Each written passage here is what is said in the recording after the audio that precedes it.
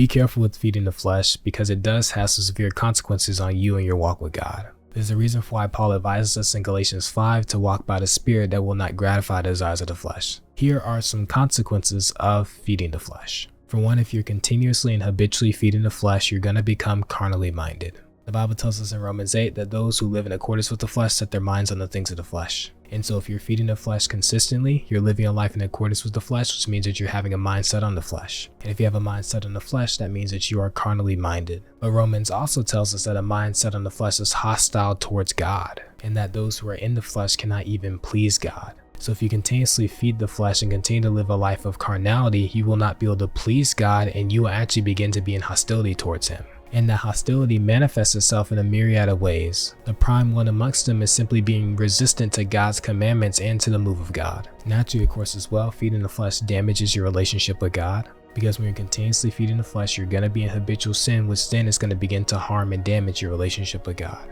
And one big and last consequence I want to give you of feeding the flesh is that if you continuously feed the flesh, you'll not be able to produce the fruit of the Spirit. The fruit of the Spirit being joy, love, peace, patience, goodness, gentleness, kindness, faithfulness, and self-control. You will not be able to produce these fruits or have these character traits manifest your life in an abundant way as long as you're continuously feeding the flesh. Which means that you're also going to be missing out on a lot of the beautiful and amazing things that God offers you when you begin to actually abide in Him. You cannot receive the blessings and the beautiful things that come with being with God while you're continuously doing things that He hates. So if you find yourself not denying yourself, not walking by the Spirit, that you'll not gratify the desires of the flesh, but instead feeding the flesh consistently and constantly, you need to repent. So I hope that the Spirit of God spoke to those who we need to speak to. If you want more content like this, just go ahead and drop a sub or follow.